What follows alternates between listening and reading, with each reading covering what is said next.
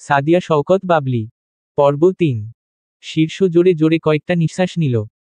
অতঃপর ধমকের সুরে বলল, এসব কি পোশাক পরছিস তুই? একটায়ও ভালো লাগছে না তোকে। আগেরটায় লাগছিল রা আর এটায় লাগছে রাস্তায় ঘুরে বেড়ানো পাগলীদের মতট। ত্রয়ী বিভ্রান্ত হল। সে এবার এই জামাটা পরে আয়নায় নিজেকে দেখে এসেছে। ভালোই লাগছিল দেখতে। তাহলে শীর্ষ এমন কথা বলছে কেন? লোকটা তাকে বিভ্রান্তিতে ফেলার জন্য এমন কথা বলছে না তো? হতেও পারে। সকালে খাবার টেবিলে আব্দুর রহমান খান যখন তাকে কলেজে নিয়ে যাওয়ার জন্য বলেছিলেন তখন এক বাক্যে শীর্ষ জবাব দিয়েছিল পারবে না। পরে আবার কি ভেবে যেন রাজি হয়ে গেল। এখন আবার হয়তো নিয়ে যেতে চাইছে না তাই এমন বলছে। জামা পরিবর্তন করাতে করাতেই কলেজের সময়টা কাটিয়ে দিতে চাইছে। ত্রয়ী নিজের দিকে একবার ভালোভাবে চোখ বুলালো। অতঃপর মিনমিনে কণ্ঠে বলল, এখন আবার জামা পাল্টাতে গেলে তো কলেজের দেরি হয়ে যাবে। আজ প্রথম দিনই যদি দেরি করি। শীর্ষ বিরক্ত হল। ইচ্ছে করল মেয়েটাকে ধমকে বলতে, তোর কলেজে যেতেই হবে না, তুই বাড়িতে বসে থাক। মনে মনে কথাটা বললেও মুখে আর বলা হলো না। বলা তো যায় না ত্রয়ীকে কলেজে নিয়ে যায়নি শুনেই যদি আবার আব্দুর রহমান খান তাকে ওই মিস্টার সোহাগের সাথে মিটিংয়ে পাঠিয়ে দেয় তার থেকে এই মেয়েকে কলেজে দিয়ে আসাই শ্রেয়।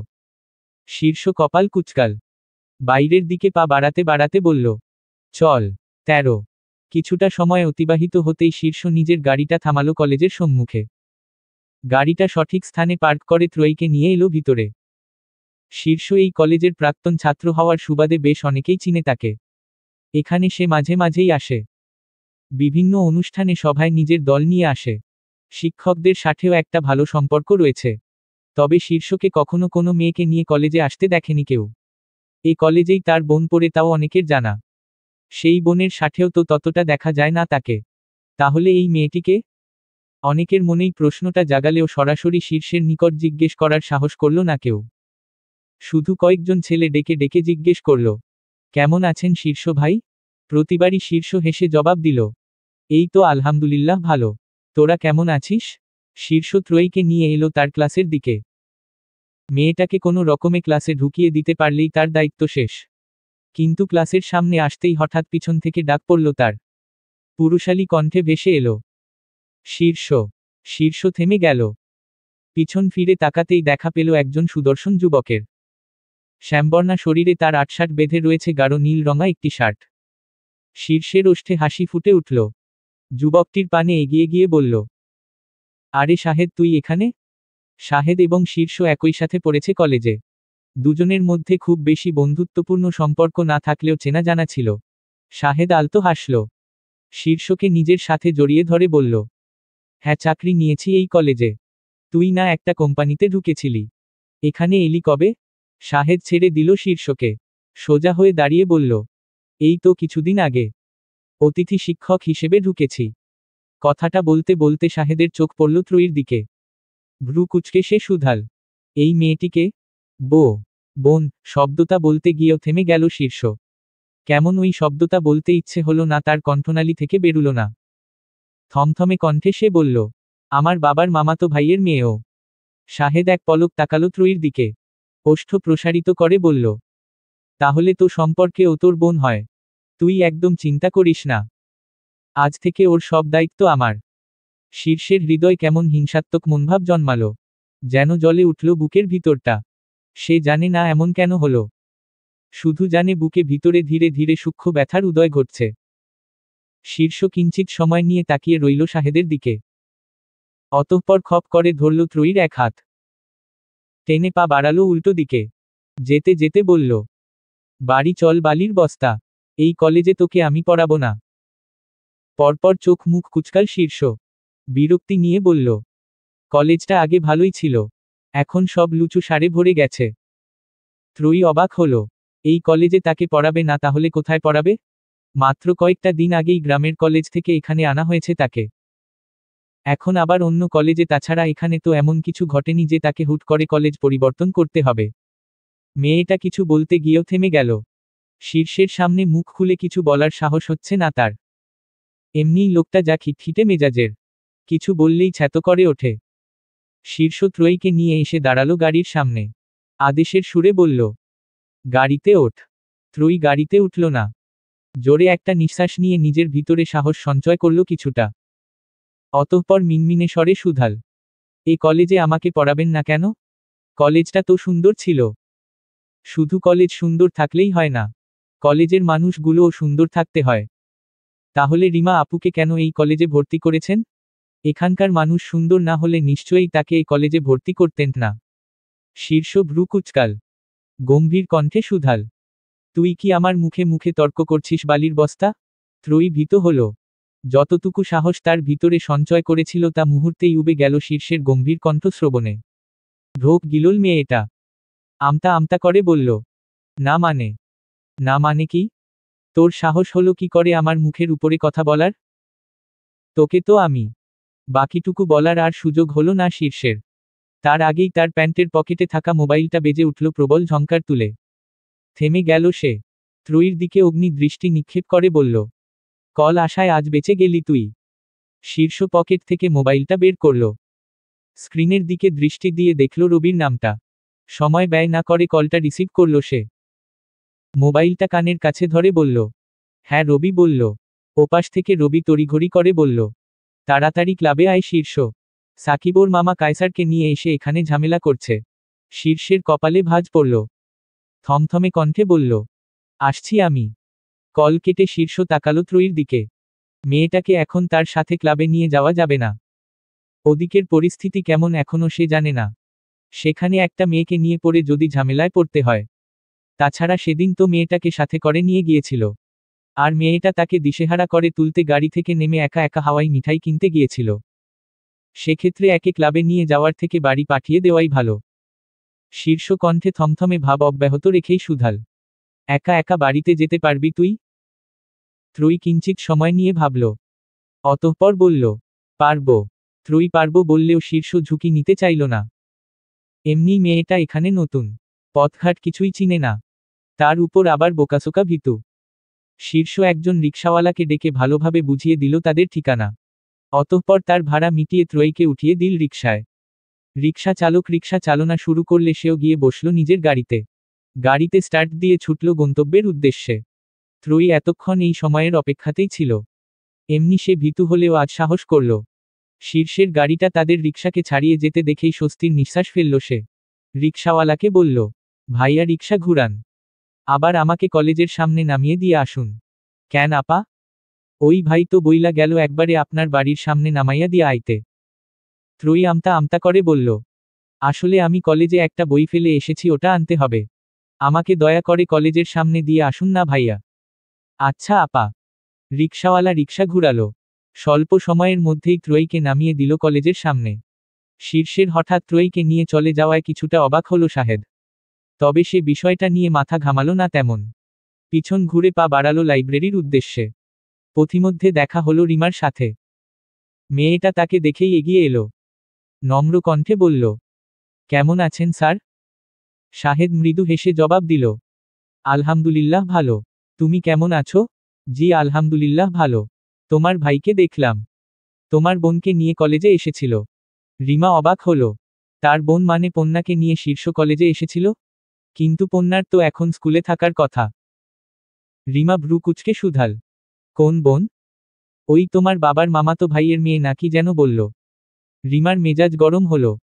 সকালে অবশ্য খাবার টেবিলে সে শুনেছিল আব্দুর রহমান খান শীর্ষকে ওই মেয়েটাকে নিয়ে কলেজে আসতে বলেছে। তবে সে ভেবেছিল শীর্ষ আসবে না। তারপর এলো না হয়। কিন্তু সবার সাথে পরিচয় করিয়ে দিতে হবে কেন? আর পরিচয় দিলেও বা তাদের বোন বলে পরিচয় দিতে হবে কেন? আশ্চর্য। 14 সকালের সময় গড়িয়ে প্রায় দুপুরের পথে। অম্বরে অবস্থান নেওয়া সূর্যটা তার তেজ বাড়িয়ে দিয়েছে পূর্বের তুলনায়। শীর্ষ মাত্রই ক্লাবের সামনে এসে নামল। বাইরে থেকেই চেঁচামেচির আওয়াজ শোনা যাচ্ছে। এরা কি তাকে রেখেই মা মা রি শুরু করে দিল নাকি? ভ্রু কুচকাল শীর্ষ। লম্বা লম্বা পা ফেলে এলো ভিতরে। সে যা ভেবেছিল তাই। এরা তাকে রেখেই মা রি শুরু করে দিয়েছে। অবশ্য মা রি বললে ভুল হবে। শুধু হাতাহাতি করছে। এখনো কেউ তেমন আহত বা ব্যথা পায়নি বোধ হয়। শীর্ষ চোখ ঘুরিয়ে ভালোভাবে পর্যবেক্ষণ করল চারদিকটা। অতঃপর গলা উঁচিয়ে বলল, কি বা লে মা রি করছিস?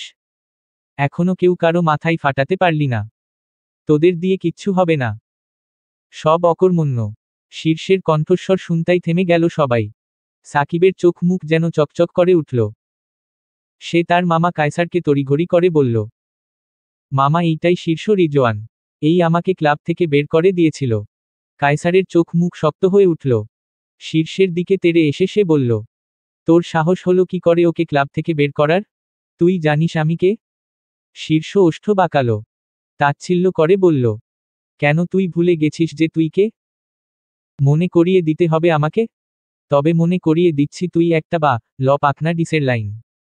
শীর্ষের কথা শেষ হতে না হতেই হঠাৎ তার গালে একটা ঘুষি বসল কায়সার। আকস্মিক আক্রমণে শীর্ষ সরে যেতেও সক্ষম হয়নি। ফলস্বরূপ তার ঠোঁটের কোণার দিকটা কেটে গেল্ট। লাল রক্তের দেখাও মিলল সেখানে। শীর্ষ ফুঁসে উঠল। হাত বাড়িয়ে কায়সারের কলার চেপে ধরে বলল, হারামির বাচ্চা, তোর এত বড় সাহস আমার গায়ে হাত তুলিস? পরপর শীর্ষ একটা ঘুষি বসালো কায়সারের পেট বরাবর। ছিটকে মেঝেতে পড়ল সে। দুই দলের মধ্যে আবার মা রি লেগে গেল। তবে কিছুটা সময় অতিক্রান্ত হতে না হতেই বাহির থেকে একটা ছেলে দৌড়ে এলো ক্লাবের ভিতরে। হন্তদন্ত হয়ে বলল, শীর্ষ ভাই, পুলিশ এসেছে। পুলিশের কথা শুনেই মা রি থামিয়ে দিল সবাই। শীর্ষ বিরক্ত হল। এখনো কায়সার নামক বদমাইশটার মাথায় ফাটাতে পারল না সে। এর মধ্যে পুলিশ এসে হাজির, নিশ্চয়ই আশেপাশের লোকজন মা রি বিষয়টা টের পেতেই এদেরকে খবর দিয়েছে। তবে এখন পুলিশের হাতে ধরা পড়া চলবে না কিছুই। পুলিশের খাতায় একবার নাম উঠে গেলে আবার ঝামেলা। শীর্ষ নিজের ডান হাতটা উচালো। মধ্যমা আঙ্গুলের মস্তক দ্বারা ঠোঁটের কিনারের রক্ত মুছে আঙ্গুলটা উঁচিয়ে ধরল কায়সারের সামনে। তাকে মধ্যমা আঙ্গুলটা দেখাতে দেখাতে বলল, আবার আসিস? চাঁদের দেশে ঘুরিয়ে আনবো বাল পাকনা ডিসের লাইন। তাকে মধ্যমা আঙ্গুলটা দেখাতে দেখাতে বলল, আবার আসিস? চাঁদের দেশে ঘুরিয়ে আনবো বাল পাকনা ডিসের লাইন। শীর্ষের কথাটা শেষ হতে না হতেই ছেলেটা ফের তড়িঘড়ি করে বলল, শীর্ষ ভাই, পুলিশ ভিতরে এসে পড়ল কিন্তু। শীর্ষ আর বাকিরা দেরি করল না। দ্রুত পা চালিয়ে বেরিয়ে গেল ক্লাবের পিছনের দিকের দরজা থেকে। সাকিব আর কায়সারও তাদের দলবল সহ পালালো শীর্ষের পিছু পিছু। 15 শহরের সবচেয়ে কোলাহলপূর্ণ স্থান। রাস্তাঘাটে যানবাহন এবং মানুষের ছড়াছড়ি। চারদিকে বড় বড় ভবন ইমারতে ভরপুর। এই ভবনগুলোর মধ্যেই 8 তলা একটি ভবনের 5 তলায় আব্দুর রহমান খানের অফিস। আব্দুর রহমান খান নিজ কেবিনে বসেই কথা বলছিলেন মিস্টার সোহাগের সাথে। আজ আর লোকটা আগের দিনের মতো মিনি স্কার্টে নিজেকে সাজিয়ে আসেনি। আজ সে শার্ট প্যান্ট পরেই এসেছে, তবে চোখে মুখে মেকআপের ছাপ স্পষ্ট। কানে কানের দুলো আছে। মিস্টার সোহাগ আব্দুর রহমান খানের সাথে কথা বলতে বলতে হঠাৎ করেই বলল, নয়ন কোথায়? ওকে দেখছি না যে। আছে হয়তো আশেপাশে কোথাও। সোহাগ উঠে দাঁড়ালো। হাত ঝাঁকিয়ে মেয়েলি সুরে বলল, আমাদের কথা তো প্রায় শেষই আঙ্কেল। আমি তাহলে নয়নের সাথে একটু দেখা করে আসি। আব্দুর রহমান খান কিছু বলবেন সে সুযোগ আর দিল না সোহাগ। তার আগেই হেলেদুলে সে বেরিয়ে গেল কেবিন থেকে। নয়ন নিজের টেবিলে বসেছিল। কলিগদের সাথে টুকটাক কাজ করছিল।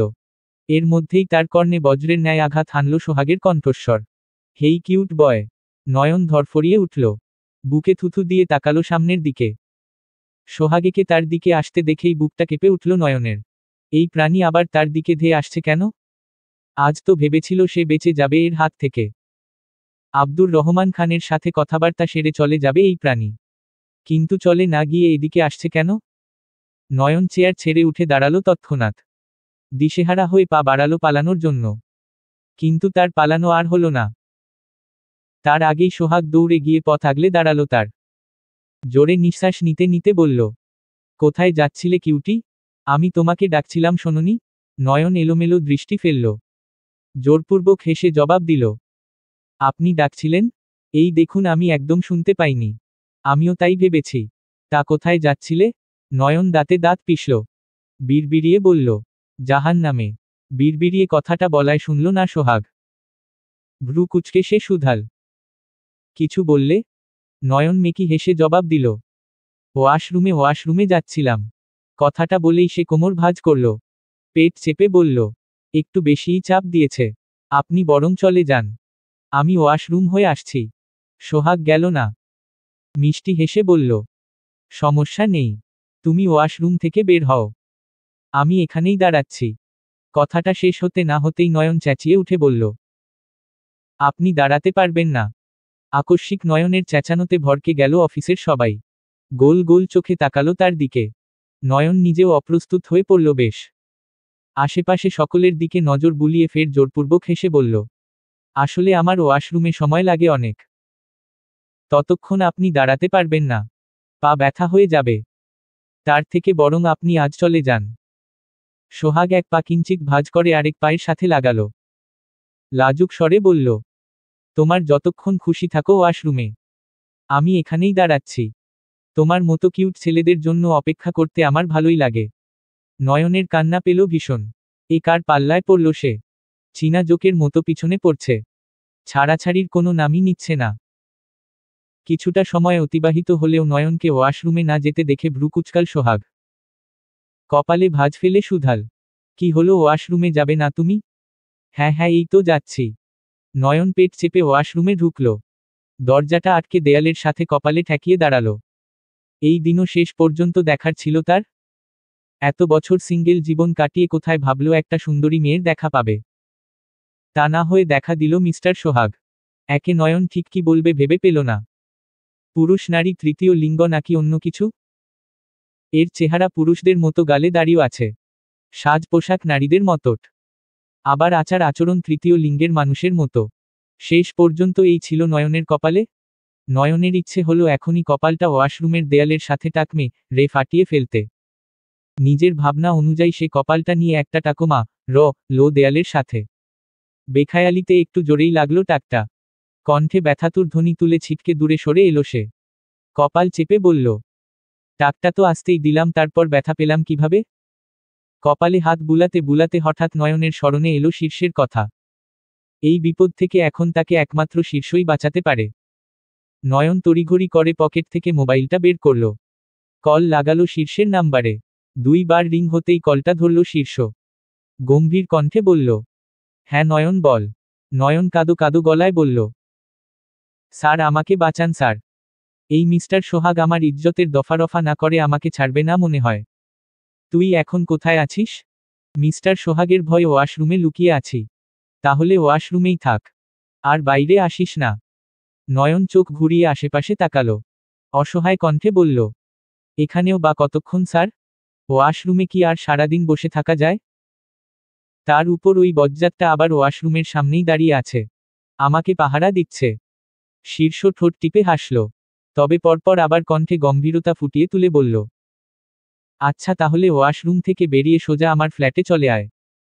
ওই মিস্টার সোহাগ নামক প্রাণীটা কিছু জিজ্ঞেস করলে বলবি আমি ডেকেছি। আচ্ছা স্যার।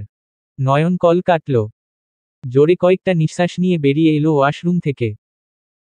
তাকে ওয়াশরুম থেকে বের হতে দেখেই মিস্টার সোহাগ এগিয়ে এলো। ওষ্ঠ প্রসারিত করে বলল, তোমার নাকি ওয়াশরুমে অনেক সময় লাগে, তা আজ এতটুকু সময়ই কাজ শেষ? নয়ন জিহ্বার অগ্রভাগ দ্বারা ঠোঁট ভিজাল। জোরপূর্বক হেসে বলল, আসলে শীর্ষ স্যার মেসেজ করেছিলেন, এখনই যেতে বলেছে আমাকে, তাই একটু আগেভাগেই বেরুলাম আর কি। শীর্ষের নামটা শুনেই চকচক করে উঠল সোহাগের চোখ মুখ। উৎফুল্ল হয়ে বলল, শীর্ষ মানে ওই হ্যান্ডসাম ছেলেটা? চলো আমিও যাব তোমার সাথে। নয়ন পড়ল এবার মহাবিপদে। এর হাত থেকে পালানোর জন্য সে শীর্ষের কাছে যেতে চাইছে আর এই কিনা বলছে তার সাথে যাবে। প্রথমত সে সোহাগকে নিজের সাথে নিতে একদম ইচ্ছুক নয়। আর তারপর যদি নেয়ও তাহলে শীর্ষ নির্ঘাত তাকে খুব করবে। নয়ন খুব একটা ভাবল না, তাড়াহুড়ো করে বলল, আসলে হয়েছে কি? শীর্ষ স্যারের দাদি না অ্যাক্সিডেন্ট করেছেন, তাকে নিয়ে স্যার হাসপাতালে গিয়েছেন আর আমাকেও মেসেজ করে যেতে বলেছেন। আপনি হাসপাতালে গিয়ে কি করবেন? আর আমরাও থাকবো রোগী নিয়ে দৌড়াদৌড়িতে। তার থেকে আপনার যেতে হবে না। আমি যাচ্ছি। ভালো থাকবেন। আসছি। কথাগুলো কোনো রকমে শেষ করেই নয়ন তড়িঘড়ি করে পা বাড়ালো চলে যাওয়ার উদ্দেশ্যে। সোহাগ তাকে পিছন থেকে ডাকল বার কয়েক। সে শুনেও না শোনার ভান ধরল। এক প্রকার দৌড়ে বেরিয়ে গেল অফিস থেকে। সোহাগ মাথা চুলকালো। হঠাৎ তার খেয়ালে এলো শীর্ষ তো আব্দুর রহমান খানের ছেলে। তার দাদি অ্যাক্সিডেন্ট করা মানে তো আব্দুর রহমান খানের মায়ের অ্যাক্সিডেন্ট। কিন্তু ওই ভদ্রলোক তো এখনও অফিসে বসে রয়েছেন। তার মানে কি সে নিজের মায়ের অ্যাক্সিডেন্ট সম্পর্কে কিছু জানেন না? সোহাগের চোখ দুটো বড় বড় হয়ে উঠল। হন্তদন্ত হয়ে সে ছুটল আব্দুর রহমান খানের কেবিনের দিকে। কোনো রকম অনুমতি ব্যতীতই ঢুকল সে কেবিনে। আব্দুর রহমান খান অবাক হলেন। কপাল কুঁচকে শুধালেন, তুমি হঠাৎ এভাবে? সোহাগ হন্তদন্ত হয়ে বলল, আপনার মা অ্যাক্সিডেন্ট করেছেন আঙ্কেল। তাকে নিয়ে আপনার ছেলে হাসপাতালে গিয়েছে। আব্দুর রহমান খানের কলিজাটা ছ্যাঁতো করে উঠল। চেয়ার ছেড়ে তৎক্ষণাৎ উঠে দাঁড়ালেন তিনি। তবে সামনের দিকে পা বাড়ানোর পূর্বেই তার স্মরণে এলো তার মাই তো নেই। অনেক বছর পূর্বেই তিনি মারা গিয়েছেন। এই ছেলের হঠাৎ এমন একটা কথায় সে তো ভুলেই বসেছিল তার মায়ের মৃত্যু কথা। তাছাড়া এখন বয়স হয়েছে, অনেক কথাই মনে থাকে না। তপ্ত নিঃশ্বাস ফেললেন আব্দুর রহমান খান। ঘাড় ঘুরিয়ে তাকালেন সোহাগের দিকে। ভ্রু কুঁচকে বললেন, কিন্তু আমার মা তো 8 বছর আগেই মারা গিয়েছেন। সোহাগ চমকানো চোখ বড় বড় করে শুধাল, তাহলে অ্যাক্সিডেন্টটা করলো কোন দাদি? 16। মূল শহরের তুলনায় এখানে কোলাহলটা একটু কম। জনমানব এবং যানবাহনের অস্তিত্ব এখানেও রয়েছে, তবে মূল শহরের মতো নয়। আব্দুর রহমান খান পরিবার নিয়ে মূল শহরে বসবাস করলেও শহরের বাইরেও একটি বাড়ি করেছেন। 5 তলা ভবন বিশিষ্ট বাড়িটি। বাড়িটির 3য় তলা বাদ দিয়ে বাকিগুলো ভাড়া দেওয়া। শীর্ষ যখন কোনো অঘটন ঘটায় তখন এসে ওঠে এই 3য় তলার ফ্ল্যাটে। এই যেমন আজ মা রি করে ঠোঁট কেটেছে, কপাল ফুলিয়েছে, শরীরেরও কিছু অংশ কেটেছে। এসব নিয়ে বাড়িতে গেলে ফাহমিদা বেগম নির্ঘাত কেঁদে কেটে অস্থির হয়ে উঠবেন। তাই বন্ধু বান্ধব নিয়ে এসে উঠেছে শহরের বাইরের এই ফ্ল্যাটে। রবি এবং আলভি মেঝেতে বসে বসে সিগারেট টানছে। আর ধোঁয়াগুলো উড়িয়ে দিচ্ছে চারদিকে। শীর্ষ কপাল কুচকাল বিরক্তি নিয়ে বলল, তোদের এই সিগারেট টানা ছাড়া আর কোনো কাজ নেই নাকি? রবি মুখ চোখা করে সিগারেটে আরেকটা টান বসালো। ধোঁয়াগুলো উড়িয়ে দিতে দিতে বলল, না আপাতত নেই। তা তুইও দিবি নাকি একটা টান? দিয়ে দেখ। রবি সিগারেটটা এগিয়ে দিল শীর্ষের দিকে। শীর্ষ সিগারেটটা হাতে নিল। মুখে নিয়ে একটা টান দিতেই ঠোঁটের ব্যথায় চোখ মুখ কুঁচকে এলো। আরেকটা টান দিবে এর মধ্যেই ফ্ল্যাটের কলিং বেলটা বেজে উঠল। শীর্ষ সিগারেটে টান দিতে দিতে বলল, ওই মনে হয় নয়ন চলে এসেছে। দরজাটা খুলে দিয়ে আয় যা। রবি উঠে গিয়ে খুলল দরজাটা। নয়ন হন্তদন্ত হয়ে ভিতরে প্রবেশ করল। এতক্ষণে যেন সে একটু স্বস্তি পেল। নয়তো রাস্তায় আসতে আসতেও বারবার মনে হয়েছে ওই বুঝি সোহাগ তার পিছু নিয়েছে। নয়ন গিয়ে বসল আলভির পাশে। শার্টের উপরের একটা বোতাম খুলতে খুলতে বলল, ভাই আমাকেও একটা সিগারেট দিন তো। আলভি কপাল কুচকাল। নয়নের দিকে তাকিয়ে শুধাল, তুই আবার সিগারেট খাওয়া ধরলি কবে থেকে? তুই না ভদ্র ছেলে? নয়ন হতাশ কণ্ঠে বলল, আর ভদ্র ছেলে যেদিন থেকে মিস্টার সোহাগের পাল্লায় পড়েছি সেদিন থেকে কপালে শনি চড়ে গেছে। ওই ব্যাটার সাথে থাকার চেয়ে রি টেনে নিজের ফুসফুসের পিণ্ডি চটকানো অনেক ভালো। শীর্ষ সিগারেট টানতে টানতে হঠাৎ স্মরণে এলো ত্রয়ীর কথা। মেয়েটাকে সেই যে রিকশায় উঠিয়ে দিয়ে এলো, তারপর আর খোঁজ নেওয়া হয়নি। মেয়েটা ঠিকঠাকভাবে বাড়িতে পৌঁছেছে তো? পরক্ষণেই আবার ভাবল পৌঁছালে পৌঁছাক, না পৌঁছালে গোল্লায় যাক, তাতে তার কি? কিন্তু মন কি আর সে কথা মানে? মেয়েটার কথা মনে আসতেই তার জন্য চিন্তা হতে শুরু করল শীর্ষের। কল করবে না করেও বাড়ির ল্যান্ডলাইনে কল করল। ত্রয়ীর তো আর মোবাইল নেই যে সেখানে কল করবে। স্বল্প সময়ের ব্যবধানেই কলটা ধরলেন ফাহমিদা বেগম। নম্র কণ্ঠে বললেন, হ্যালো, আসসালামু আলাইকুম। কে বলছেন? ওয়ালাইকুমুস সালাম। মা, আমি শীর্ষ। ও শীর্ষ, হ্যাঁ বাবা, কি বলবি বল। শীর্ষ আর ইতি উতি করল না, সরাসরি জিজ্ঞেস করল, বালির মানে ত্রয়ী বাড়িতে গিয়েছে? ফাহমিদা বেগম কপাল কুঁচকে জবাব দিলেন, না তো। রিমাও তো আসেনি এখনো। ত্রয়ীর ক্লাস রিমার আগে শেষ হয়েছে নাকি? মানে ত্রয়ীর কি আগে বাড়ি ফেরার কথা ছিল? ফাহমিদা বেগম কপাল কুঁচকে জবাব দিলেন, না তো। রিমাও তো আসেনি এখনো। ত্রয়ীর ক্লাস রিমার আগে শেষ হয়েছে নাকি? মানে ত্রয়ীর কি আগে বাড়ি ফেরার কথা ছিল? শীর্ষের কপালে ভাঁজ পড়ল। ত্রয়ীকে তো সে সেই কখন রিকশায় তুলে দিয়ে এসেছিল। এতক্ষণে বাড়ি গিয়ে খেয়ে গোসল সেরে ঘুমো দেওয়া যায়। তবে কি মেয়েটা বাড়িতে যায়নি? তাহলে গেল কোথায়? আবার কলেজে ফিরে যায়নি তো? শীর্ষ কপাল কুচকাল। থমথমে কণ্ঠে বলল, রাখছি আমি। কিন্তু ত্রয়ী। ফাহমিদা বেগম আর পুরো কথাটা শেষ করতে পারলেন না। তার আগেই কল কাটল শীর্ষ। মোবাইল ঘেটে কল লাগালো রিমাকে। ত্রয়ীর তো আর মোবাইল নেই যে তাকে কল করবে। তাই রিমার থেকেই জেনে নেওয়া যাক মেয়েটা ফের কলেজে গিয়েছে কিনা। কিন্তু পরপর 2বার কল করার পরও রিমা কলটা ধরল না। মেজাজ চটল শীর্ষের। কাজের সময় কাউকে পাওয়া যায় না। এবার একটু বেশিই চিন্তা হতে শুরু করল তার। আজকাল বিশ্বাস করতে আছে কে? ওই রিকশাওয়ালা লোকটা তো খারাপও হতে পারে। শীর্ষ তো আর তার মনের মধ্যে ঢুকে দেখে আসেনি। একা একটা মেয়ে মানুষ পেয়ে বাড়িতে পৌঁছে না দিয়ে যদি অন্য কোথাও নিয়ে যায়, ত্রয়ীর কোনো ক্ষতি টতি করে দেয়, তখন কি হবে? মেয়েটাও যে কিছু বলবে তাও তো পারবে না। সে এখানে নতুন। এখানকার পথঘাট বা বাড়ির রাস্তা কোনোটাই তেমন ভালোভাবে চিনে না। রিকশাওয়ালা যদি তাকে বাড়ির পথে না নিয়ে গিয়ে অন্য কোথাও নিয়ে যায়, তাও তো বুঝতে পারবে না। শীর্ষ উদ্বিগ্ন হল। দৃষ্টিতে উৎকণ্ঠা নিয়ে তাকল এদিক ওদিক। হঠাৎ কিছু একটা মনে পড়তেই সে সোজা হয়ে দাঁড়ালো। রবির দিকে তাকিয়ে শুধাল, তোর ভাই রাকিব আমাদের কলেজেই দ্বিতীয় বর্ষে পড়ে না? হ্যাঁ, কিন্তু কেন? ওকে দিয়ে আবার তোর কাজ কি? ওকে তাড়াতাড়ি কল লাগাতো। জিজ্ঞেস কর ও এখনো কলেজে আছে কিনা। রবি কপালে ভাঁজ ফেলে বলল, কেন? এত কথা বলিস না তো। কল করতে বলেছি, কল কর। রবি আর দ্বিরুক্তি করল না। পকেট থেকে মোবাইল বের করে কল লাগালো ভাইকে। দুইবার রিং হতেই কলটা ধরল রাকিব। রবি আর ইতি উতি করল না। সরাসরি প্রশ্ন করল, কলেজে তুই? না, কলেজ শেষ হয়েছে একটু আগে। এখন বাড়িতে যাচ্ছি। কেন, কিছু বলবি? রবি মোবাইলটা কানের কাছে ধরে রেখেই শীর্ষকে বলল, কলেজ শেষ, বাড়িতে যাচ্ছে এখন। শীর্ষ এগিয়ে এলো। রবির কান থেকে মোবাইলটা টেনে নিয়ে ধরল নিজের কানে। কপালে ভাঁজ ফেলে শুধাল, ত্রয়ী আজ কলেজে গিয়েছিল? ত্রয়ীকে? নতুন একটা মেয়ে। আজই প্রথম কলেজে গিয়েছিল। রাকিব একটু সময় নিয়ে ভাবল। মাথা চুলকে বলল, নতুন একটা মেয়ে তো আজ ক্লাসে দেখেছি, তবে তার নাম কি তা জানা নেই। নতুন মেয়ে যখন রাকিব আজ ক্লাসে দেখেছে, তবে সেই মেয়েটা ত্রয়ী হওয়ার সম্ভাবনাই বেশি। তাহলে কি মেয়েটা তার আদেশ উপেক্ষা করেই আবার কলেজে চলে গিয়েছিল? শীর্ষ কপালট টান টান করল। আর একটু নিশ্চিত হতে জিজ্ঞেস করল, মেয়েটা দেখতে কেমন ছিল? আর কি রঙের জামা পরেছিল?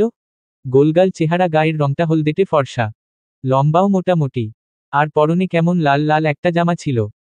ওটাকে ঠিক লালও বলা যায় না। তবে রংটার নাম আমি ঠিক নিশ্চিত হয়ে বলতে পারছি না ভাই। রাকিব নিশ্চিত হয়ে জামার রঙের নাম বলতে না পারলেও শীর্ষ নিশ্চিত হয়ে গেল এটাই ত্রয়ী। চোয়াল শক্ত হয়ে এলো তার। ক্রোধে শরীরটা রি রি করে উঠল। মেয়েটার কত বড় সাহস, তার আদেশ অমান্য করে কলেজে গিয়েছে। শীর্ষ ধাপ করে কলটা কাটল। দাঁতে দাঁত চেপে বলল, অভদ্র মেয়ে মানুষ। এমনিতে সবসময় ভেজা বিড়াল হয়ে ঘুরে বেড়ায়। দেখলে মনে হয় যেন ওকে কেউ কাঁটাটা পর্যন্ত খেতে দেয়নি। আর একটু সুযোগ পেলেই পাখির মতো উড়াউড়ি শুরু করে। থামল শীর্ষ। ফের কটমট করে বলল, কত বড় সাহস ওর! ও আমার কথা অমান্য করে কলেজে গিয়েছে। যে পা দিয়ে ও কলেজে গিয়েছে সেই পাই আজ আমি রাখব না। কেটে চিড়িয়াখানায় নিয়ে গিয়ে কুমিরকে দিয়ে আসব। রবি, আলভি এবং নয়ন এতক্ষণ অবাক হয়ে শুনছিল শীর্ষের কথা। এই ত্রয়ীটা আবার কে? আগে কখনো তো এই নামটা শীর্ষের মুখে শোনেনি তারা। আলভি অবাক হয়েই প্রশ্ন করল, এই ত্রয়ীটা আবার কে ভাই? শীর্ষ রাগে গোজগোজ করতে করতে এগিয়ে গেল বিছানার দিকে। শরীরের টি-শার্টটা পাল্টে বিছানার উপরে ফেলে রাখা শার্টটা জড়ালো গায়ে। শার্টের বোতামগুলো আটকাতে আটকাতে জবাব দিল, তোর নানি। কিন্তু আমার নানি তো। আলভি সম্পূর্ণ কথাটা শেষ করার পূর্বেই গটগট করে ফ্ল্যাট থেকে বেরিয়ে গেল শীর্ষ। ঠাস করে আটকে দিল দরজাটা। কেঁপে উঠল নয়ন, আলভি এবং রবি তিনজনই। নয়নের হাতের সিগারেটটা পড়ে গেল নিচে। আলভি বন্ধ দরজাটার দিকে দৃষ্টি রেখেই অবাক স্বরে বলল, কি হলো ব্যাপারটা? নয়নও তার হাত থেকে পড়ে যাওয়া সিগারেটটা কুড়িয়ে নিতে নিতে জবাব দিল, আপনার নতুন একটা নানি ডাউনলোড হয়েছে স্যার। নয়নের কথা শেষ হতে না হতেই রবি কপালে ভাঁজ ফেলে বলল, নানি তো পাওয়া হলো, কিন্তু এই নানিটা ঠিক কোন নানার থেকে আমদানি হলো সেটাই ভাবার বিষয়। 17 দুপুরের তপ্ত রৌদ্র। সূর্যটা মাথার উপরে নেচে নেচে তার তেজ ছড়িয়ে দিয়ে যাচ্ছে। এই সময়ে হঠাৎ খান বাড়ির কলিং বেলটা বেজে উঠল। ফাহমিদা বেগম রান্নাঘরে রান্নার কাজ করছিলেন। কলিং বেলের শব্দ তার কানে পৌঁছতেই বিরক্ত হলেন। একা হাতে আর কত সামলানো যায়? একটু আগে ত্রয়ী এলো। রান্নার কাজ ছেড়ে দৌড়ে গিয়ে দরজা খুলে দিয়ে এলেন। এখন আবার কে এসেছে কে জানে। দরজাটাও যে একদম খুলে রেখে দিবেন তাও পারা যাচ্ছে না। ইদানিং চোর ডাকাতদের উৎপাত বেড়েছে। এই তো সেদিন দিনে দুপুরে তাদেরই দুটো বাড়ি পড়ে এক বাড়িতে ডাকাতি হলো। ঘরের সব তো নিয়েই গেছে, সাথে ঘরে থাকা মহিলা দুজনকেও ধারালো অস্ত্র দ্বারা রেখে গেছে। সে কথা ভাবতেই শরীর শিউরে উঠল ফাহমিদা বেগমের। না, এবার একজন গৃহকর্মী রাখতেই হবে, এ ছাড়া আর উপায় নেই। মনের মধ্যে নানান জল্পনা কল্পনা করতে করতে দরজার সামনে এসে দাঁড়ালেন ফাহমিদা বেগম। হাত বাড়িয়ে দরজাটা খুলতেই দেখা মিলল ছেলের। তবে তার মুখ পানে ভালোভাবে তাকানোর পূর্বেই শীর্ষ তড়িঘড়ি করে ভিতরে ঢুকল। কোনো প্রকার বাক্যব্যয় ব্যতীত লম্বা লম্বা পা ফেলে প্রস্থান করল মায়ের সম্মুখ থেকে। ফাহমিদা বেগম অবাক হলেন। ছেলের গমনপথের দিকে দৃষ্টি রেখে বললেন, এর আবার কি হলো? তখন কল করেও ঠাস করে কেটে দিল। এখন আবার বাড়িতে ঢুকেই ছোটাছুটি শুরু করেছে। ছেলের হঠাৎ এমন আচরণে ফাহমিদা বেগম অবাক হলেও নিজের অবাকতা নিজের মধ্যেই দমিয়ে রাখলেন আপাতত। এখনও তার রান্নার অনেক কাজ বাকি। দরজাটা কোনোমতে আটকে দিয়েই তিনি ফের ছুটলেন রান্নাঘরের দিকে। ত্রয়ী কলেজ থেকে ফিরে মাত্রই জামা কাপড় নিয়ে ওয়াশরুমের দিকে পা বাড়িয়েছিল। এর মধ্যে হঠাৎ সে অনুভব করল দরজা ঠেলে কেউ দ্রুত গতি হানা দিয়েছে তার কক্ষে। মেয়েটা তাকালো সেদিকে। শীর্ষকে চোখে পড়তেই অন্তরাত্মা কেঁপে উঠল তার। ভীত হল হৃদয়। এ ছেলে হঠাৎ এভাবে তার কক্ষে কেন? তবে কি এর মধ্যে শীর্ষের কানে পৌঁছে গেছে যে সে তার কথা অমান্য করে কলেজে গিয়েছে? ত্রয়ী এলোমেলো দৃষ্টি ফেলল। কিছু বলবে তার পূর্বেই শীর্ষ ঝড়ের গতিতে এগিয়ে এলো মেয়েটার দিকে। কিছু বুঝে ওঠার আগেই শক্ত হাতে গাল চেপে ধরল তার। দাঁতে দাঁত চেপে বলল, তোকে এত বড় সাহস কে দিয়েছে? তুই আমার কথা অমান্য করে কলেজে গিয়েছিলি কোন সাহসে? ত্রয়ী চমকালো ভরকালো। গালের ব্যথার অস্থির হয়ে উঠল যেন। শীর্ষ সেদিনের মতো এমনভাবে গাল দুটো চেপে ধরেছে মনে হচ্ছে যেন মাংস ভেদ করে গালের ভিতরে দাঁত ঢুকে যাবে। ফুপিয়ে উঠল মেয়েটা। চোখ ফেটে গড়িয়ে নামল অশ্রুধারা। শীর্ষ তবুও ছাড়ল না তাকে। ত্রয়ী দিশেহারা হল। কোনো রকমে কণ্ঠে ধ্বনি তুলে বলল, গাল ছাড়ুন শীর্ষ ভাইয়া, আমার লাগছে ভীষণ। ভাইয়া শব্দটা যেন কলিজায় আঘাত হানল শীর্ষের। মস্তিষ্ক বিক্ষিপ্ত হয়ে উঠল আরও। এমন কেন হলো জানা নেই তার। জানার খুব একটা চেষ্টাও করল না এই মুহূর্তে। কটমট করে বলল, কি বললি? ভাইয়া সাবধান, আমাকে তুই ভাইয়া বলে ডাকবি না। তাহলে কি ডাকবো? চাচা, কিন্তু আপনি তো সম্পর্কে আমার ভাই হন। চাচা হয় আপনার বাবা। শীর্ষ হতভম্ব হয়ে ত্রয়ীর গাল ছেড়ে দিল। বিস্মিত হয়ে বলল, শেষ পর্যন্ত চাচা। ছাড়া পেয়েই 2 কদম পিছনের দিকে সরে গেল ত্রয়ী। গালে হাত দিয়ে মিনমিনিয়ে বলল, তাহলে কি বলে ডাকবো? ভাইয়া বলে ডাকতেও তো বারণ করলেন একটু আগে। তাই বলে চাচা ডাকবি? ভাইয়া বাদ দিয়ে চাচা, মামা, দাদা, নানা এসব সম্বোধনগুলোই তো বাকি থাকে। এগুলো বলেও যদি ডাকতে বারণ করেন তাহলে কি বলে ডাকবো? কিছু একটা বলে ডাকতে তো হবে। যেহেতু আপনি বয়সে আমার বড়, নাম ধরে তো আর ডাকা যাবে না। তোর আমাকে কিছু বলে ডাকতে হবে না, কিচ্ছু না। ফের যদি কিছু বলে ডাকিস তবে একদম গলা টিপে দেব। আচ্ছা। ত্রয়ীর নরম সুর। শীর্ষ কপালে ভাঁজ ফেলে শুধাল, কি আচ্ছা? বারবার গাল টিপে দেওয়ার থেকে গলা টিপে দেওয়া ভালো। শীর্ষের কপালের ভাঁজ গাঢ় হল। সন্দিহান কণ্ঠে বলল, তা কিভাবে? আপনি যেভাবে শক্ত করে গাল টিপে ধরেন তাতে আমার গাল লাল হয়ে যায়। গাল তো মুখমণ্ডলেরই একটি অংশ, তাই ঢেকেও রাখা যায় না। লাল গাল নিয়ে জনসম্মুখে যেতে আমার লজ্জা লাগে। আর গলা টিপে দিলে গলা লাল হলেও ওড়না দিয়ে ঢেকে রাখা যাবে। কেউ দেখবে না। আমাকে লজ্জায়ও পড়তে হবে না। কি অদ্ভুত যুক্তি! নাক মুখ কুঁচকে এলো শীর্ষের। বিরক্তি নিয়ে বলল, গলা টিপে দেওয়া মানে বুঝিস তুই? আমি বলেছি গলা টিপে দেব, অর্থাৎ তোকে গলা টিপে রে ফেলব। কই, আপনি তেমন কিছু তো বলেননি। আপনি শুধু বলেছেন গলা টিপে দিবেন। রে ফেলবেন তা তো বলেননি। শীর্ষের মেজাজ চটল। এই মেয়েটা কি সত্যিই এত বোকা, নাকি বোকা হওয়ার ভান ধরছে কোনটা? এত বড় হয়েছে অথচ গলা টিপে দেওয়ার মানে বোঝে না। শীর্ষ দাঁতে দাঁত পিষে বলল, তুই কি বলদ? গলা টিপে দেওয়ার মানে জানিস না এখনো? ত্রয়ী আর চোখে একবার তাকালো শীর্ষের দিকে। নিচু কণ্ঠে বলল, ওটা বলদ হবে না, বলদি হবে। লিঙ্গ বলেও তো একটা বস্তু আছে। শীর্ষ এখানে এসেছিল ত্রয়ীকে শায়েস্তা করতে, তার কথার অবাধ্য হওয়ার শাস্তি দিতে। কিন্তু এখানে এসে এই মেয়ের কথা শুনে এখন মনে হচ্ছে হয় এর মাথায় একটা আঘাত করে এর মাথা ফাটিয়ে দিতে, নয়তো নিজের মাথায়। শীর্ষের ভিতরে বিরক্তির রেশ বাড়ল। সাথে রাগও লাগছে ভীষণ। এ কোন মেয়ের পাল্লায় পড়ল সে? একটা মানুষ এতটা বোকা হয় কিভাবে? শীর্ষের আর ইচ্ছে হলো না ত্রয়ীর সম্মুখে দাঁড়িয়ে থাকতে। এখানে সে আর যত দাঁড়িয়ে থাকবে ততই মেজাজ বিগড়াবে। রাগে গোজগোজ করতে করতে কক্ষ থেকে বেরিয়ে গেল শীর্ষ। যাওয়ার আগে আবার শাসিয়ে বলে গেল, তোকে আমি পরে দেখে নেব বালির বস্তা। শীর্ষ কক্ষ থেকে বের হতেই তড়িঘড়ি করে দরজাটা আটকে দিল ত্রয়ী। এতক্ষণে যেন একটু স্বস্তি পেল মেয়েটা। যাক, অবশেষে আপদ বিদায় হয়েছে। সে ভীতু হতে পারে কিন্তু বোকা নয়। এই কয়দিনে লোকটাকে তার ভালোভাবে চেনা হয়ে গেছে। লোকটা যখন অগ্নি রূপ নিয়ে কক্ষে ঢুকেছিল তখনই সে বুঝে নিয়েছিল কিছু একটা করবে। হয়তো তার অবাধ্য হওয়ার জন্য শাস্তি দিবে ত্রয়ীকে। তাই তো কথার মারপ্যাচে ফেলে গোল খাইয়ে কক্ষ থেকে বের করে দিল শীর্ষকে। যাক, এতক্ষণে অন্তত একটু শান্তি মিলেছে। তাই তো কথার মারপ্যাচে ফেলে গোল খাইয়ে কক্ষ থেকে বের করে দিল শীর্ষকে। যাক, এতক্ষণে অন্তত একটু শান্তি মিলেছে। শীর্ষ চিত্তপটে নিগুড় বিতৃষ্ণা নিয়ে প্রবেশ করল নিজ কক্ষে। বিকট ধ্বনি তুলে আটকে দিল কক্ষের দ্বার। ফ্ল্যাট থেকে যে ক্রোধ সে বয়ে নিয়ে এসেছিল তা এই মুহূর্তে পরিণত হয়েছে বিরক্তিকর এক অনুভূতিতে। শীর্ষ এসেছিল ত্রয়ীকে তার কথার অবাধ্য হওয়ার শাস্তি দিতে, অথচ এখানে এসে কি এক ভাই ভাই ডাক নিয়ে চেতে উঠল। সম্পর্কের হিসেব নিকেশে যদি বসা হয় তবে শীর্ষ তো ত্রয়ীর ভাইই হয়। তাহলে সেই ডাক নিয়ে এত প্রতিক্রিয়ার কি আছে? নিজে এতক্ষণ এই ডাক নিয়ে ক্রোধ প্রকাশ করে, এখন নিজেই এর হেতু খুঁজে পাচ্ছে না শীর্ষ। 18।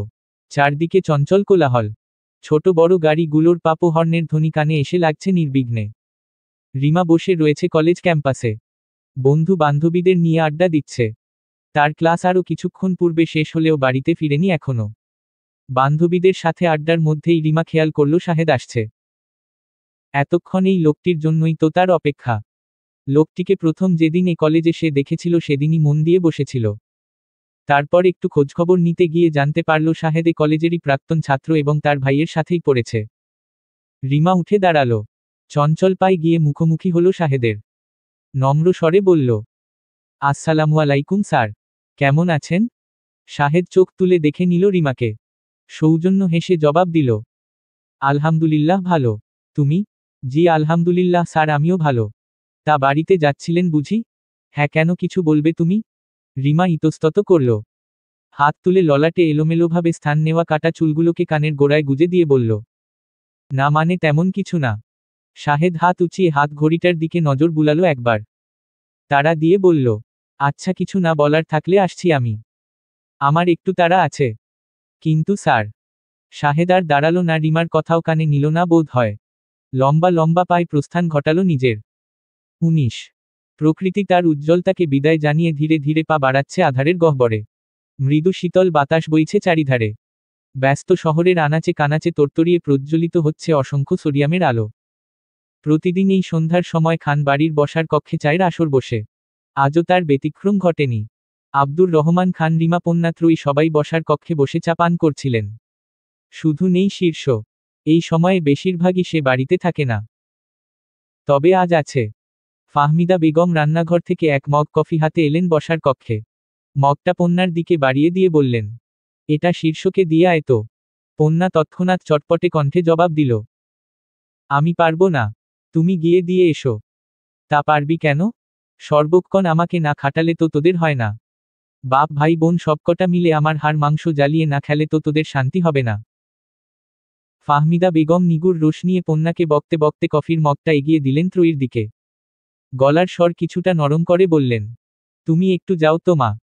শীর্ষকে কফিটা দিয়ে এসো। চা খেতে খেতে হঠাৎ বিষম খেল ত্রয়ী। কোনো মতে নিজেকে সামলে নিয়ে বলল, আমি? হ্যাঁ, দেখছই তো পন্নাটা একদম কথা শুনছে না। তুমি একটু দিয়ে এসো মা। ত্রয়ীর ঢোক গিলল। এখন ওই ভয়ঙ্কর লোকের কক্ষে যেতে হবে তাকে? এমনি সে ভয় পায় ওই লোকটাকে। তার উপর আজ আবার তার কথার অবাধ্য হয়ে কলেজে ক্লাস করেছে। দুপুরে তো সে বিষয়ে শাস্তি দিতে তার উপর চড়াও হয়েছিল শীর্ষ। তারপর কোনোমতে কথার জালে ফাঁসিয়ে ত্রয়ী বেঁচেছে। কিন্তু এখন বাঁচবে কিভাবে? এখন তো আরও নিজে যেতে বাঘের গুহায় যাচ্ছে। শীর্ষ তাকে পেলেই না খপ করে ঘাড়টা চেপে ধরে ভেঙে দেয়। কে জানে ফাহমিদা বেগমের মুখের উপর যে না বলবে তাও তো সম্ভব নয়। নিজের পরিবার পরিজন সব হারিয়ে যখন নিঃস্ব হয়ে পড়েছিল সে, তখন এই মানুষগুলোই তাকে আশ্রয় দিয়েছে, ভালোবাসা দিয়েছে। যেখানে তার নিজের চাচারা তাকে বোঝা মনে করে ছুঁড়ে ফেলে দিয়েছিল, নিজেদের সাথে নিতে অস্বীকার করেছিল, সেখানে এই মানুষগুলোই তার পাশে দাঁড়িয়েছে। সেই হিসেবে এই মানুষগুলোর প্রতিটি কাজে সাহায্য করা তার কর্তব্য। তপ্ত নিঃশ্বাস ফেলল ত্রয়ী। ফাহমিদা বেগমের হাত থেকে কফির মগটা হাতে নিয়ে পা বাড়ালো সামনে দিকে। বদ্ধ দ্বার। ত্রয়ী দ্বারে আঘাত করবে নাকি গলা বাড়িয়ে ডাকবে ভিতরের ভয়ঙ্কর মানবকে সে নিয়ে দ্বিধায় জর্জরিত তার চিত্তপট। যদি ডাকেই তবে কি বলে ডাকবে? দুপুরে তো শীর্ষ তাকে শাসিয়ে বলে এসেছিল কিছু না বলে ডাকতে। এখন কিছু না বলে আবার কাউকে ডাকে কিভাবে? কিছু একটা বলে তো সম্বোধন করতে হবে। এদিকে কফি ঠান্ডা হয়ে যাচ্ছে। ত্রয়ী আর ভাবল না।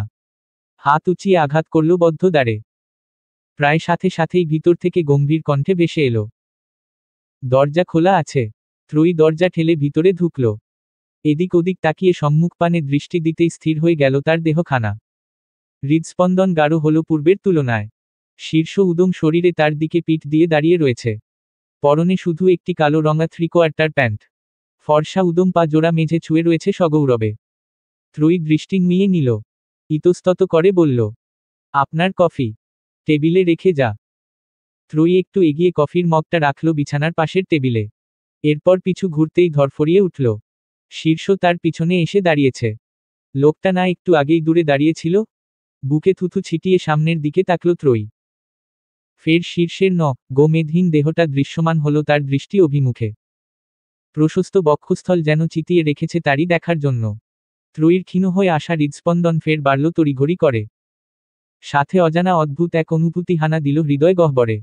মেয়েটা দৃষ্টি নত করল। তৎক্ষণাৎ তার নজরে এলো শীর্ষের মেদহীন পেটের ভাঁজে একটি কাটা দাগ। ক্ষতটা পুরনো নয়।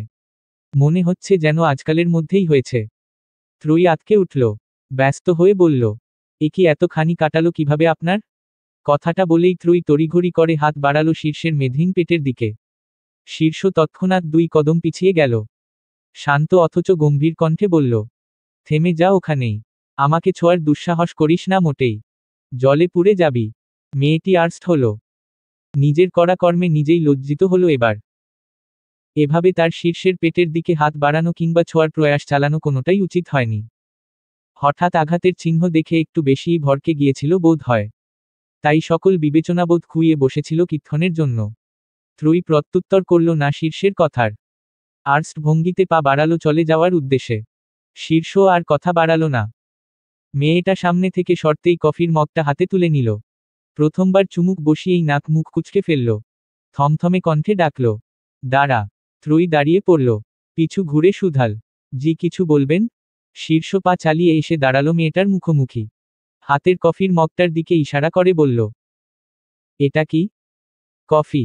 এটা আগুন দিয়ে বানিয়েছিস নাকি বরফ দিয়ে? ত্রয়ী তৎক্ষণাৎ জবাব দিল, কে জানে কি দিয়ে বানিয়েছে। আন্টি বানিয়ে দিয়েছে। আমি তো শুধু নিয়ে এসেছি। বিরক্তিতে কপালে ভাঁজ পড়ল শীর্ষের। এই হাদাটাকে তার জন্য কফি নিয়ে পাঠিয়েছে কেন কে জানে। এর বোকা বোকা কথা শুনলেই মেজাজটা বিগড়ে যায়। শীর্ষ হাতের কফির মগটা ধরিয়ে দিল ত্রয়ীর হাতে। গমগমে স্বরে বলল, এখন গিয়ে আরেক মগ গরম কফি নিয়ে আসবি। এটার মতো যেন ঠান্ডা না হয়। তাহলে কিন্তু তোর কপালে দুঃখ আছে মনে রাখিস। ত্রয়ী মাথা নাড়াল। মগটা হাতে নিয়ে ঝটপট ছুটল নতুন করে কফি আনতে। রান্নাঘরে আগে থেকেই কফি বানানো ছিল। তাই নতুন করে কফি আনতে খুব একটা সময় লাগল না ত্রয়ীর। স্বল্প সময়ই সে কফি নিয়ে ছুটে এলো শীর্ষের কক্ষের অভিমুখে। এবার আর দরজায় কোনো আঘাত না করেই যত্রতত্র পায়ে ঢুকল ভিতরে। শীর্ষ সেই উদম শরীরেই আধশোয়া হয়ে বসে রয়েছে বিছানায়। বসার দরুন মেদহীন পেটটায় ভাঁজ পড়েছে গুটি কয়েক।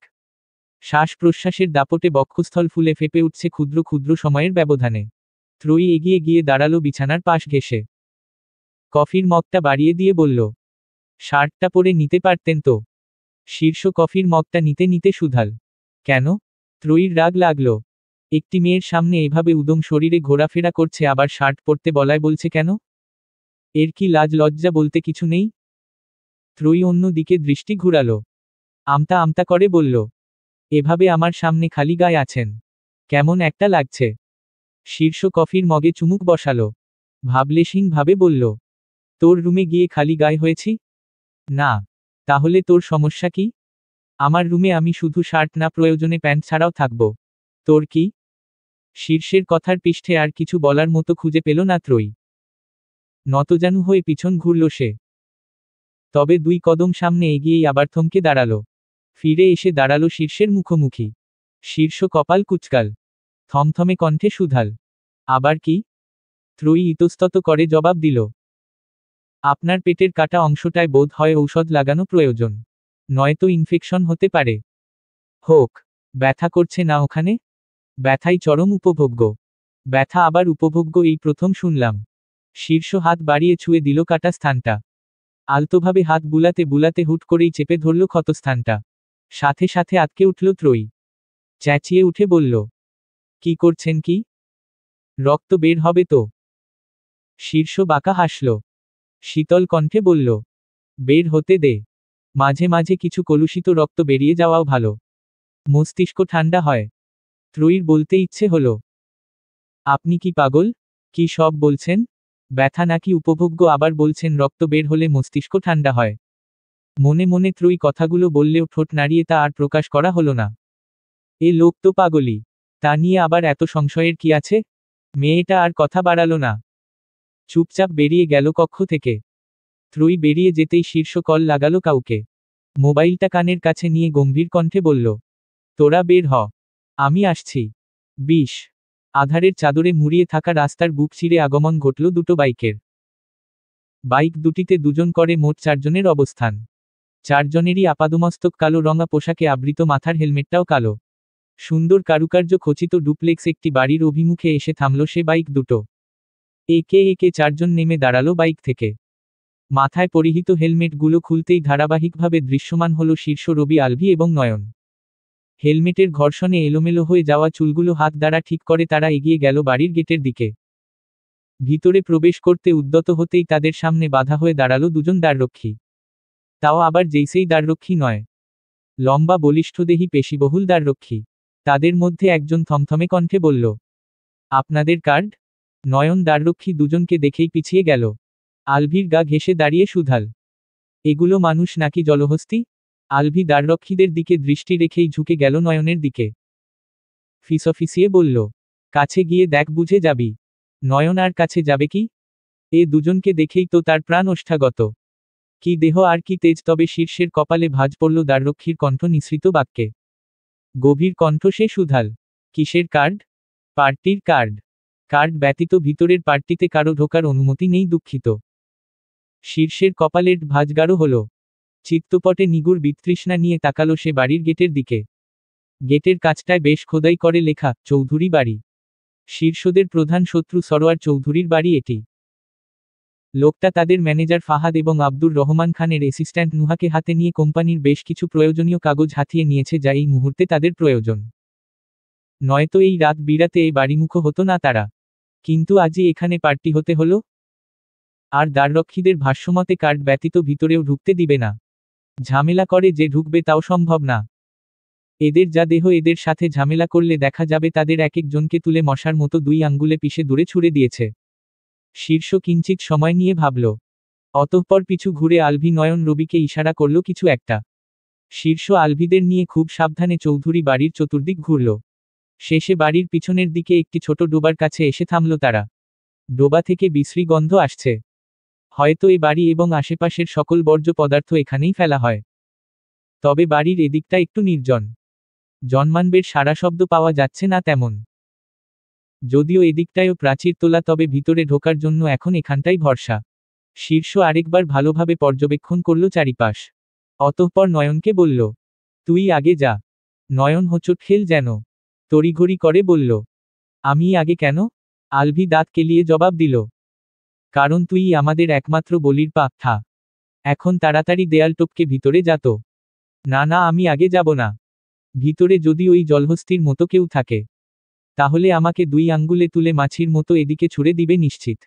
শীর্ষ কপালে ভাঁজ ফেলে বলল, আলভি তুই আগে যা তাহলে। আলভি হকচকাল, কথা বলেও তো বিপদ।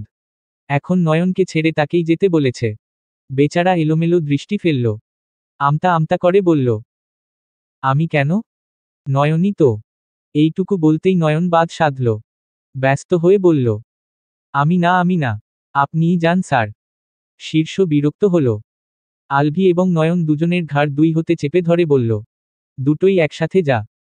কারো আগে পড়ে যাওয়ার দরকার নেই। কিন্তু আমরা। আলভি নয়ন দুজনে একসাথেই বলে উঠেছিল কথাটা। শীর্ষ খেকিয়ে উঠল সাথে সাথে। যাবি নাকি ওই দ্বাররক্ষীদের হাতে তুলে দিয়ে আসবো তোদের দুটোকে? আলভি নয়ন আর দ্বিরুক্তি করল না। শীর্ষ তাদের ওই দ্বাররক্ষীদের হাতে তুলে দেওয়ার থেকে দেয়াল টপকে ভিতরে যাওয়া ভালো। আলভি এবং নয়ন শুকনো ঢোক গিলল। সৃষ্টিকর্তার নাম নিয়ে দুজনে একযোগে হাতে ভর দিয়ে লাফিয়ে পৌঁছালো ওপাশে। ভাগ্য তাদের সহায়।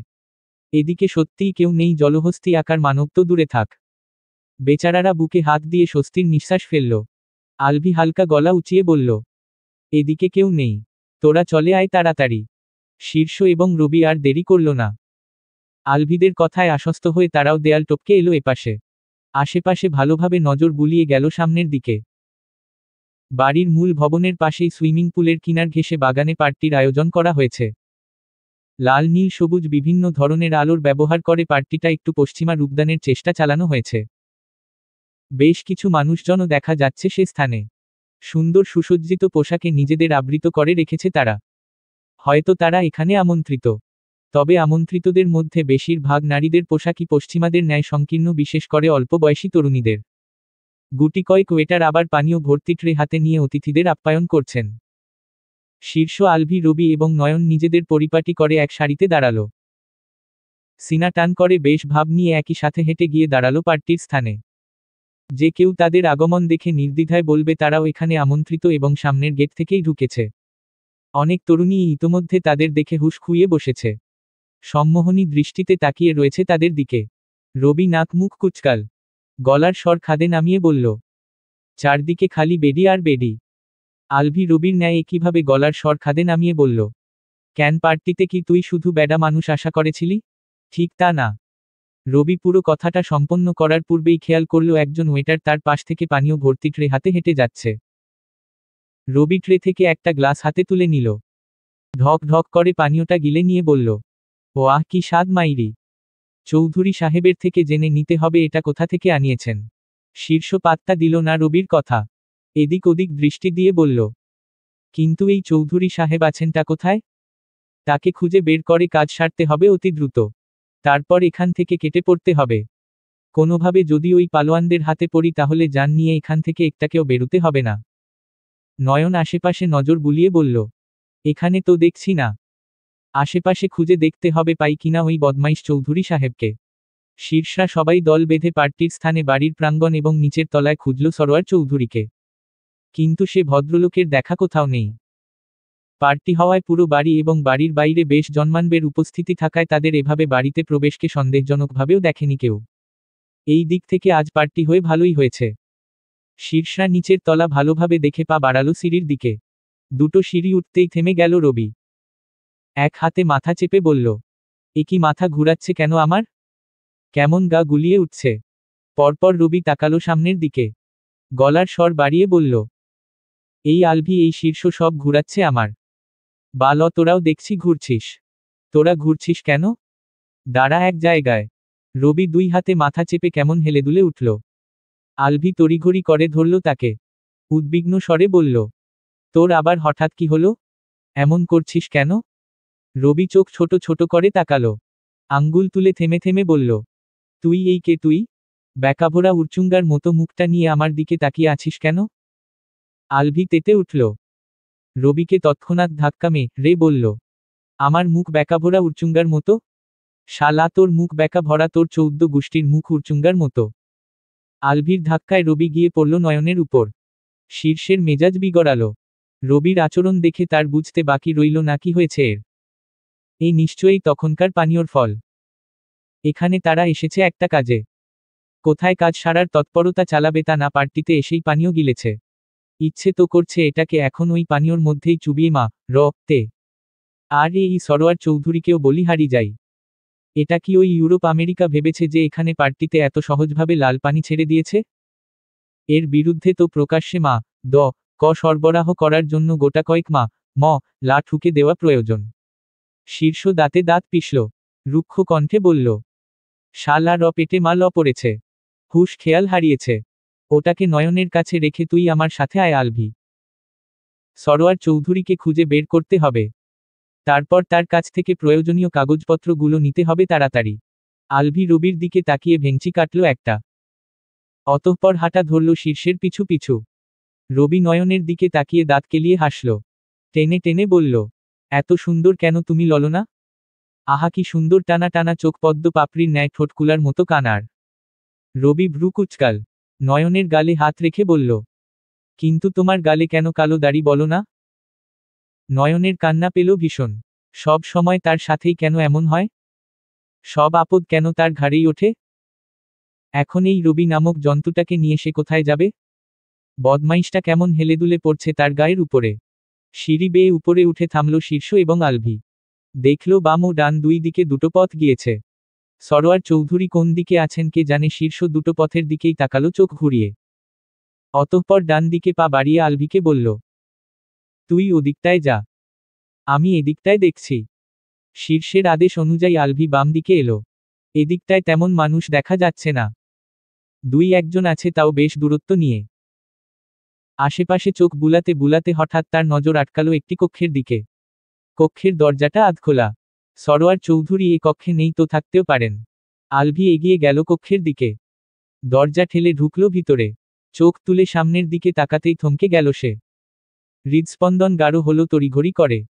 তার সামনে আকাশি রঙা একখানা লম্বা গাউন পরে দাঁড়িয়ে রয়েছে এক তরুণী। দুধে আলতা গায়ের রং, ছিপছিপে শরীরের গড়ন। লম্বাটাও মানানসই। চুলগুলো খোলা, তার সাথে হালকা সাজ। ঠোঁটে হালকা গোলাপি লিপস্টিক। এ নারী নাকি পরী? আলভির কাছে মনে হলো এ কোনো সাধারণ নারী নয়। এ রূপকথার কোনো রাজকুমারী। ঘোর লেগে গেল তার। এক দৃষ্টে সে চেয়ে রইল মেয়েটির দিকে। তবে তার ঘোরের মধ্যেই মেয়েটি এসে দাঁড়ালো আলভির মুখোমুখি। ঝাঝালো কণ্ঠে বলল, আপনি কে? আর এভাবে হুট করে আমার রুমে ঢুকে পড়েছেন কেন? ধ্যান ভাঙল আলভির। অপ্রস্তুত হলো সে। আমতা আমতা করে জবাব দিল, ওয়াশরুম খুঁজতে এসেছিলাম। কেন ওয়াশরুম নিচে নেই? তার জন্য উপরে আসতে হবে কেন? ওই ভুলে আর কি। এইটুকু বলতেই আলভিকে থামিয়ে দিল মেয়েটি। রুক্ষ স্বরে বলল, ভুল হোক আর যা হোক, এখন আপনি আসতে পারেন। আর হ্যাঁ, এর পরবর্তী কারো রুমে ঢোকার আগে অবশ্যই নক করে নিবেন। এটা ভদ্রতা।